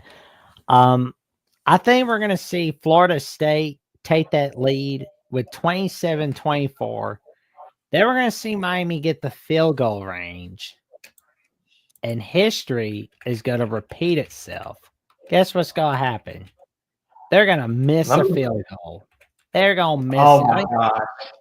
I'm telling it's gonna happen. I mean, we've had wide right 1 and 2, wide right 3 in 1991, 1992, and 2000. You have wide left in 2002. The block at the Uh-huh. rock 2016. And honestly, I think you're gonna see Miami miss a field goal as Florida State wins Uh-huh. it 27-24.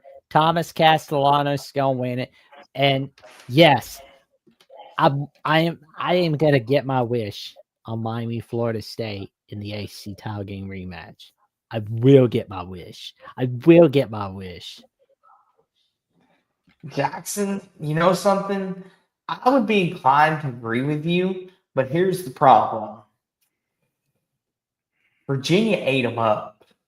They made Virginia's offense look like the Nobody 20. brings their A game against Virginia. Everybody I don't brings their A care, game against Jackson. Florida State and Miami. That's how it is, If man. Florida, Jackson, if Florida State is any kind of contender like we think they are, they should have held Virginia in check. And they look like the second coming of Randy Moss and Tom Brady out You there really on think offense. Virginia is better automatically? Like, come on, man. I'm not saying they're better, Jackson. Listen to the words coming out of my mouth. Don't get it twisted. Florida State is the better team, but Virginia looked like the better team that day. And I Yes. can't trust a team that lets Virginia go up and down the field like a pinball machine. I'm sorry, Jackson. I'm taking Miami, and I'm taking Miami in a rout. 38-17 Miami. It's all about the Knowles. The Knowles. The Knowles. It's all about the I'm sorry, Knowles. Jackson.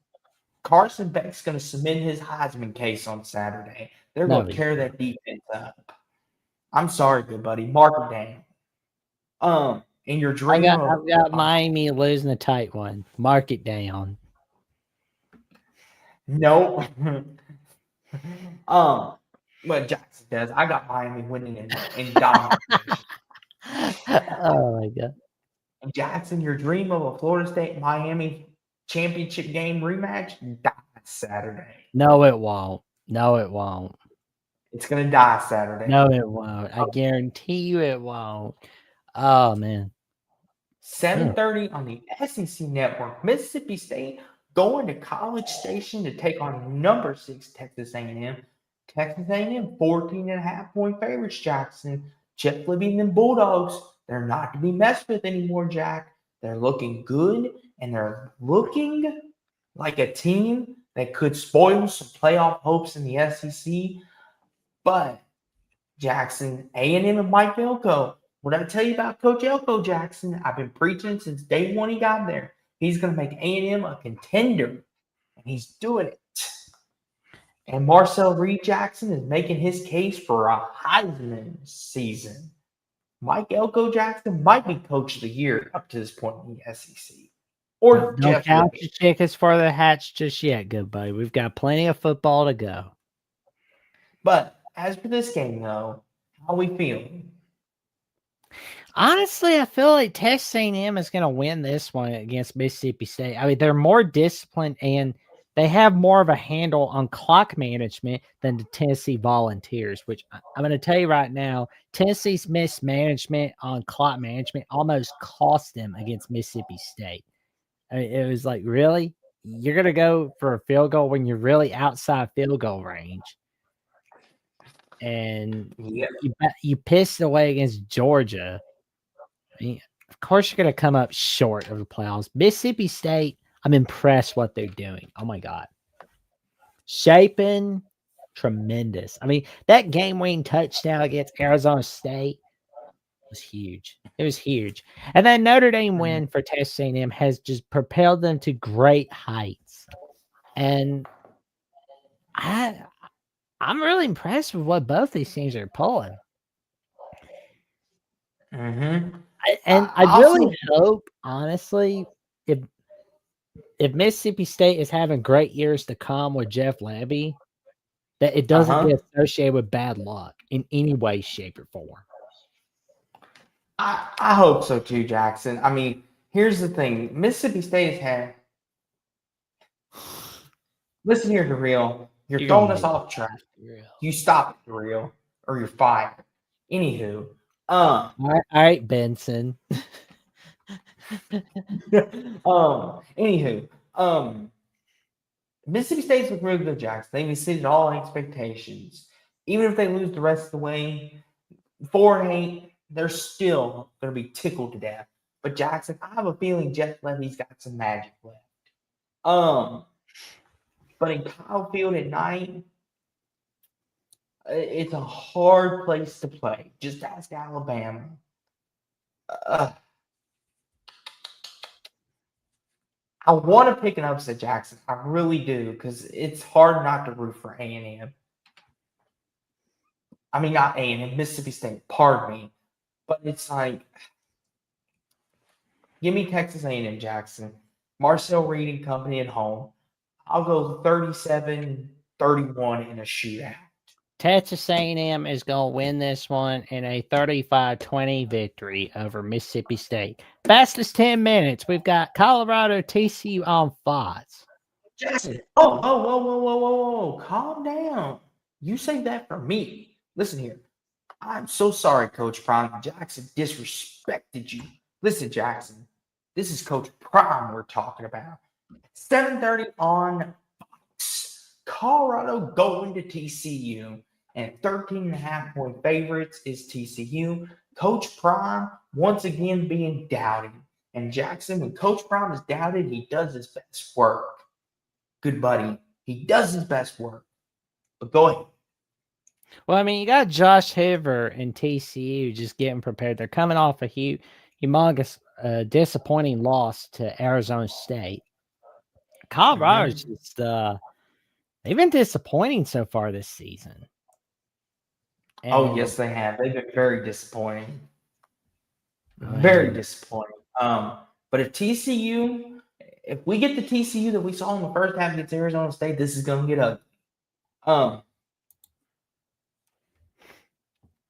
I'm going to take TCU, and I think they'll cover 31-16 TCU. Oh, TCU will win this one 42-24 in this one. 7:30 on ESPN2. Kansas going to UCF. Kansas 4.5-point favorite. Both teams are coming off interesting losses. Jackson, who bounces back? It's in Central Florida, or do the Jayhawks keep it rolling on ESPN2? Central Florida, people were throwing the cart in before the horse after they were unbeaten going into K-State. But I reminded people a lot though, West Virginia, Mountaineer Paul, that anytime you got to go to Kansas State, it usually gets ugly. At Central Florida, we were going to see whether it was put up or shut up time for them.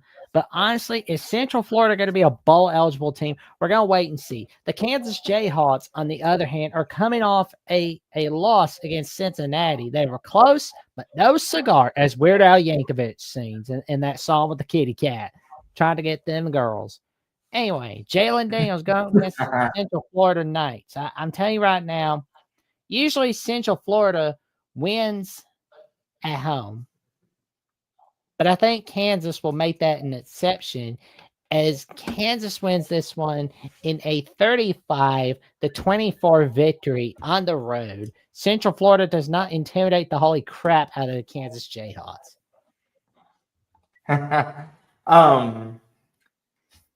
Give me Kansas to bounce back and roll. I like Jalen Daniels. I like Lance Leopold. 27-20 in a bounce back. Tulsa, Memphis, 10:30 on ESPN. Duke going to Cal, a crossroad battle. Duke's a 2.5-point favorite. Has Duke found their offense, Jackson, or in a cross-country battle, is Duke going to fall to Cal? Oh God, this it's like I'm going to bed if that's the game. But no, in all seriousness, though, it's like Cal is so bad. There's not a Locked On Cal podcast. Like Locked On does not have a Cal host. I don't think there's a Cal Voice of College Football host last time I checked. Like, good grief. But in all seriousness, though, Cal has been impressive, except the fact that they got shut out by San Diego State. It's not even the fact they lost, they got shut out. Duke, they've just been mid. I don't really don't know what to make of both these teams, honestly. They just kind of are terrible, honestly. They look Mm-hmm. terrible. But when Cal's So an what do you think? underdog, they do well. They've shown that this season. So what do you think, good buddy? Well, Cal is 3-0 as underdogs. Like Minnesota was favorite. They win that one. Last week, Boston College was a touchdown favorite. What does Cal do? They beat the BC Eagles. Oregon State was the favorite. And what does Cal do? They spank them with a paddle like Robert De Niro spanked Robert De Niro. Robert De Niro spanking Leonardo DiCaprio with in Killers of the Flower Moon. I got myself mixed up. I'm so excited. I got Cal winning this one in a 35-20 fashion. Jackson over here. I think Duke has found their offense again. Give me Duke 38-35 in a shootout on California nights. And Nevada, Fresno State, Jackson. Does Fresno State cover and get it done? What are we thinking? Yes, I think Fresno State is going to cover with this one. It's going to be a 45-20 victory over the Nevada Wolfpack. This is not the Nevada of Colin Kaepernick when they were running the show in 2010 and upset Boise. This is a pitiful Nevada team. Here's the thing, Jackson. I will say this. Nevada has had their moments, but yeah, I'll take Fresno 33-17. And that was week 6. Sloppy slate, of course, but you know what they say about sloppy slates, as Jackson says interesting things happen. But with that being said, Jackson, we'll see Saturday night when we are back here for get it right, Austin, for Final Whistle Saturday night. Yep. Did Vandy pull off the upset? Did my prediction of Miami? Did Florida stun the world? We're going to be back Saturday night after the final big games go final.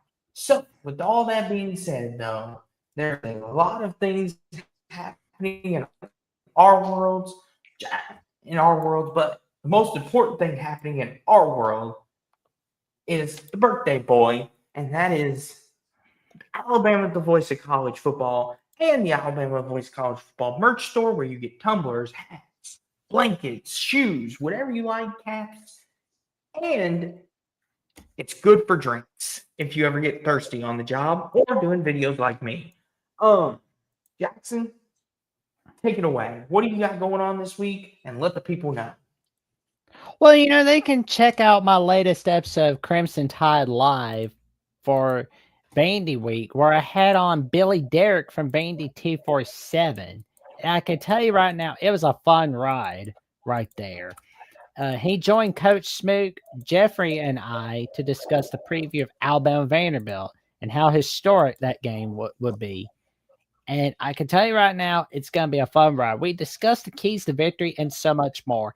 And of course, there's the latest edition of Alabama Primetime Live where I was going solo. Coach Smoot was not there on Alabama Primetime Live for episode 30 of the Primetime Show. So I went solo and I discussed my take on the injury report, my take on Mark's rankings for the Alabama Crimson Tide, the AP poll, and the coaches poll, and much more. And our kicking game. What's going on with our kicking game? Is it going to cost us? Is it going to help us? All right there. It's all right there on Alabama at the Voice College Football. So tell your friends, family, and cashiers posts about the magic that Coach Smith, Jeffrey, and I are bringing you on Alabama at the Voice College Football Mondays, Tuesdays, and Thursdays during the regular season and after every game on the post-game show. And for more updates on what I've got going on the Jacksonian, which I've got my latest episode with Sonny Verma, where we talked a little bit about the Chicago Bears, the Illinois Fighting Illini, even a little bit about the Chicago Cubs. And I've also got some upcoming episodes with Chris Drew from Minnesota Sports. We'll be talking about the Major League Baseball playoffs, the Ohio State Buckeyes football team, and much more. And Alex Dono will join me to discuss the ACC and the Miami Hurricanes football team. Can they get off the Schneid and ACC title games. We will discuss that all right there on the Jacksonian in these upcoming episodes that I'll be releasing. Tune in. You're not going to want to miss it. Thank you all for helping me get close to 1,000 subs, as I am now 295 subs away. And for more updates, what I've got going on the Jacksonian, Alabama, the Voice of College Football, my appearances on Lockdown West Virginia with Mountaineer Paul, and my calls on the Feinbaum Show, however long that's going to last. Check me out on Jacksonville CFB on @/Twitter and on Instagram and Threads at Jackson Johnson 543908 and on Blue Sky at Jackson Johnson 97 Blue Sky Social, where my friend Mike Debate says, "Well, the skies are blue. Some say the skies are gray. The skies are overcast." And I say, to each their own. Austin, take it away. Goodbye. Okay, so what I've got going on this week, of course, is picks and analysis and final whistle as always, my normal stuff, and I've got brand new interviews coming out this week as well. And as Jackson will put in the chat, my newest interview coming out tomorrow at noon Eastern with Mr. Andrew Miller of Mississippi State at the Voice of College Football. And Friday, I will be interviewing Luce Johnson of Voice of College Football, LSU, who had a fantastic guest on today as well. We will discuss all of that right here on my channel, Sports Talk with Austin. And you can follow me on X/Twitter, whatever you prefer to call it. And we'll get things rolling over there, of course. But that's what I've got going on this week. So be on the lookout for those interviews. And I will have shorts from those as preview teasers tonight. And I will have our shorts from tonight as well. So keep your eyes and ears peeled on that. But big interviews coming from both of us. But we will see you back here Saturday night after Miami, Florida State goes final. We will be here because the Alabama postgame show is at 3:30, 2:30 Central. I mean, not 2:30 Central. 6 p.m., 7 p.m. Eastern, but it could be later. So anything's a possibility. Yes. But with that being said, though, Jackson, we will see the good people Saturday night.